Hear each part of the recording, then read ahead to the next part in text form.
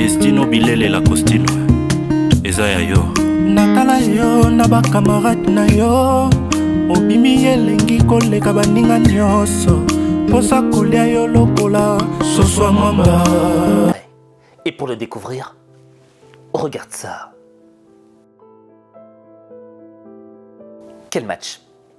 Quel match de la Côte d'Ivoire qui l'emporte 2-1 contre le Nigeria en finale de la Coupe d'Afrique des Nations. Et moi, ce qui m'a marqué, c'est les scènes de liesse dans les rues. Ivoirien, on est champion! Ivoirien, on est champion! La Côte d'Ivoire, on est champion! On est fiers de notre pays! Je suis très ému parce qu'aujourd'hui, le pays est monté au sommet de l'Afrique. C'est une joie immense qui m'anime ce soir. Personne ne pouvait imaginer que la Côte d'Ivoire allait remporter ce trophée. Tout le monde s'est moqué de nous, de l'humiliation à la gloire. Mais c'est grâce au Maroc. Merci au Maroc, merci de nous avoir qualifiés. Mais il y a une question qui me taraude. Pourquoi est-ce que les Ivoiriens remercient les Marocains? Eh bien c'est simple. Parce que grâce aux Marocains, les Ivoiriens ont pu être repêchés en phase de poule. Bon dernier de la liste, le plus mauvais élève. Pourquoi? Parce que tout d'abord, ils ont perdu 1-0 face au Nigeria, ceux qu'ils avaient battus en finale. Mais ensuite, il y a eu une défaite extrêmement lourde, une défaite humiliante, 4-0 face à la Guinée équatoriale. Et là, les supporters qui étaient en liesse aujourd'hui... C'est la honte nationale. Nous sommes à la place que nous méritons. Cette équipe manquait de tout et de tout. Même si par miracle, on passe par le système de meilleur troisième, mais cette équipe ne mérite pas d'aller plus loin. Un pays organisateur, on joue comme sinon on n'a pas envie de jouer. Si vous ne voulez pas mouiller le maillot pour l'équipe de Côte d'Ivoire, restez chez vous. Une seule victoire, 2 défaites. Non, vraiment, c'est humiliant. C'est humiliant, vraiment. Tu vois, moi, c'est ça qui m'a marqué. Lors de la défaite qui est certes humiliante des Ivoiriens, j'ai vu un autre visage de la nature humaine. Quand tu gagnes, tout le monde est avec toi, tout le monde t'adore, les gens te mettent sur un piédestal, tu as l'impression d'être un surhumain. Mais quand tu perds, quand tu tires à côté, quand tu te ramasses des gaules dans ton propre camp, les gens ont souvent tendance à te critiquer, à te rabaisser, à te jeter des pierres en te disant que, dans le fond, t'es nul. Et en réalité, ça te remet en question. Je me souviens de cet épisode, moi je m'étais mis à la place des joueurs ivoiriens et je m'étais dit mais comment je prendrais le truc? Parce que je suis pas venu en sélection nationale pour me faire humilier. Je me suis entraîné, j'ai fait des sacrifices, je suis un joueur d'élite. J'ai donné sur le terrain, mais malheureusement ce jour-là, on a eu des failles, on a eu des faiblesses, parce qu'on est des êtres humains. Mais la vérité de la nature humaine, c'est quoi? C'est que les gens n'ont aucune pitié pour tes failles, pour tes faiblesses. Les gens ne sont qu'avec les vainqueurs. La fourrière, vous le valez bien, fourrière, la poussie, vous tous, la patrie, qu'est-ce que va partir, vous êtes mauvais. Et donc, la difficulté humainement à prendre ces critiques en pleine face, c'est quoi? Ben, c'est tout simplement le manque de reconnaissance. Certes, j'ai perdu, mais croyez-moi, je me suis entraîné, j'ai fait des sacrifices, je suis venu pour essayer de donner le meilleur de moi-même. Mais les gens ne reconnaissent pas cela. Les gens ne voient pas les efforts que tu fais dans le noir. Et là, les Ivoiriens, ils ont réussi à faire taire les critiques de la plus belle des manières.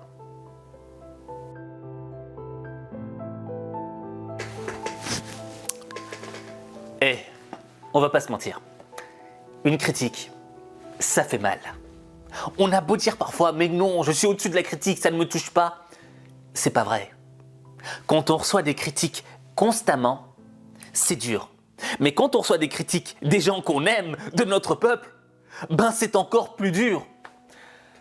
Mais il y a encore un autre truc qui peut se rajouter et qui peut te donner l'envie de te résigner, de tout abandonner. Ce truc, c'est quoi? C'est une baffe. Est-ce que tu as déjà reçu des baffes, des claques dans ta face? C'était quoi ta sensation? C'est quoi ta sensation quand la vie ne cesse jour après jour de te mettre des claques, de te mettre face à des échecs?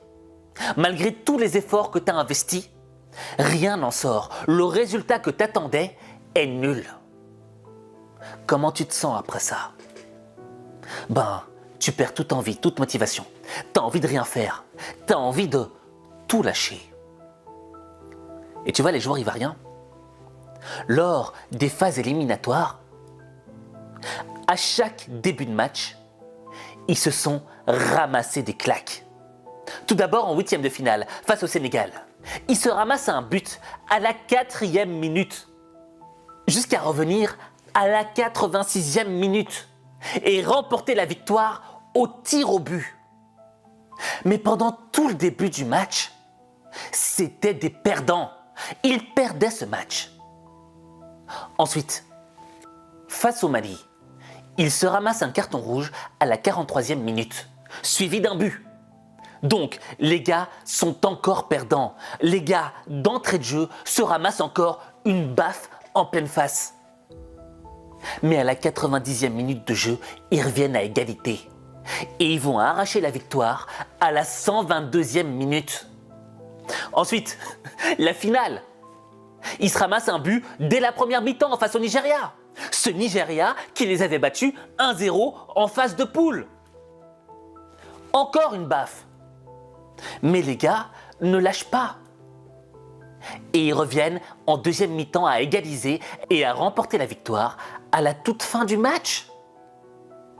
Tu vois, quand tu additionnes tous les éléments négatifs qui pèsent sur le dos des joueurs ivoiriens, de l'équipe ivoirienne, tu te dis, je comprendrais qu'ils soient résignés, qu'ils aient envie d'abandonner, qu'ils aient perdu tout espoir. Les critiques, le manque de reconnaissance, les baffes d'entrée de jeu. Mais pourtant, les gars ont continué à se battre. Ils ont continué à se battre alors que leur environnement est totalement déstabilisé. Ce que je veux dire par là, c'est quoi? C'est que on attend souvent que les étoiles s'alignent pour commencer quelque chose. Au fait, on veut avoir des victoires faciles, des victoires sans sacrifice, des victoires sans effort. On cherche tout ça, c'est humain. Le cerveau n'aime pas l'effort, c'est un procrastinateur. Mais quand on se ramasse baffe sur baffe, qu'est-ce qui nous donne l'envie de continuer, de quand même essayer d'arriver? Ce qui m'a marqué, c'est pas la victoire finale de la Côte d'Ivoire, mais c'est tout son parcours dans le processus. Parce que dans tout le processus, elle a constamment été celle qu'on voyait perdre. Le mauvais élève, le dernier de la classe, celui qu'on ne regarde pas, celui en qui on ne croit pas. Et pourtant, les gars, eux, ont continué à croire en eux, malgré les critiques, malgré le fait qu'ils se ramassaient des baffes. Et là, la question c'est, qu'est-ce qui fait que, malgré toutes ces choses, ils sont parvenus à garder cette flamme de l'espoir intacte? Ben, selon moi, ce qui fait que on a envie de continuer à se battre, c'est un pourquoi. Le pourquoi, c'est quoi? C'est la raison qui te pousse à aller. Parce qu'on va pas se mentir, ils auraient pu abandonner les joueurs ivoiriens. Ils auraient pu se dire, hé les gars, on est en train de se faire critiquer par le monde, par notre peuple, mais on a notre salaire dans nos clubs, on gagne bien nos vies, on peut remballer nos affaires et repartir. On n'a pas besoin de se battre jusqu'au bout. Mais il y avait quelque chose qui les habitait. Une envie profonde. Cette envie profonde, je pense que c'était peut-être de rendre fier leur pays, de se prouver quelque chose à eux-mêmes. Et parmi ces joueurs, il y en a un que j'aimerais extraire et prendre comme modèle, qui habite peut-être le cœur de toute l'équipe et qui devra habiter nos cœurs à nous. Ce joueur, c'est Sébastien Haller. Parce que cet homme-là, bien qu'il il est marqué le but de la victoire. Il a eu un cancer. Des nouvelles de Sébastien Haller, l'avant-centre des éléphants de Côte d'Ivoire, qui faisait mardi soir sa première apparition publique depuis l'annonce de son cancer le mois dernier. Le nouvel attaquant de Dortmund recevait son trophée de meilleur buteur du championnat hollandais aux côtés de son épouse. Pour être honnête, j'ai la chance de pouvoir dire que tout va bien. Les 2-3 jours à l'hôpital, les 2-3 jours après ne sont pas faciles, mais j'ai la chance d'être bien entouré. Ce n'est pas facile tous les jours, mais grâce à elle, ma femme, je me sens bien. C'est quelque chose qui peut arriver à tout le monde. Et comme je le dis parfois, je suis chanceux parce que tout le monde ne peut pas surmonter ces moments difficiles. Je suis très bien entouré. Mais comme je le disais tout à l'heure, tout va bien. Et il a dû combattre face à un cancer. Une maladie très difficilement battable. Mais le gars s'est battu. Et pourquoi il s'est battu? Pour la vie. Pour sa vie. Et quand tu te bats pour quelque chose à laquelle tu tiens vraiment, malgré que tu partes perdant face à une maladie qui fait une majorité de morts, tu tentes quand même le coup. T'essayes. Parce que tu as cet espoir, tu as cette flamme intérieure qui t'habite et qui te dit « bats-toi pour ça, pour ta vie ». Et nous tous, toi, moi, on a souvent tendance à abandonner lorsqu'on fait face à une épreuve qui est plus grande et plus forte que nous. On a souvent tendance à abandonner lorsqu'on accumule une somme de critiques, une somme de manque de reconnaissance qui a tendance à nous rabaisser et à nous faire croire que dans le fond, on est plus petit que l'on est censé être. On a tendance à abandonner lorsque la vie nous a mis une somme de claques qui nous a coincés sur le sol. Et tu vois, Sébastien Haller, pour moi, c'est la Côte d'Ivoire. C'est... On a perdu.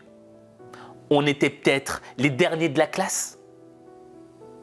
Mais on s'est battu parce que on avait une raison de se battre. Et cette raison de se battre était plus forte que toutes les épreuves. Cette raison de se battre était plus forte que toutes les critiques. Au fait, ce qui compte, c'est ta raison.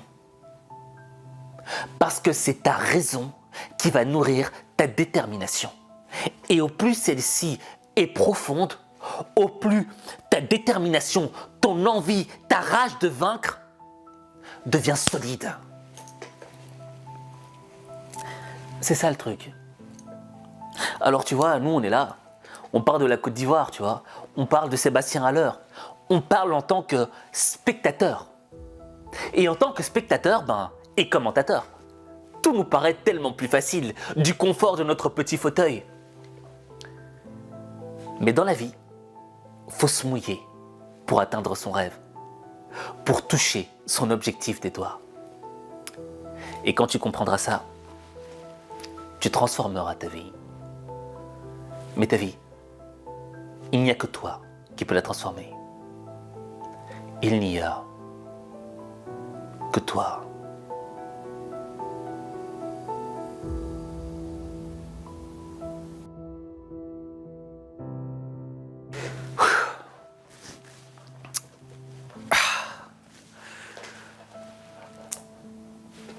Merci la Côte d'Ivoire.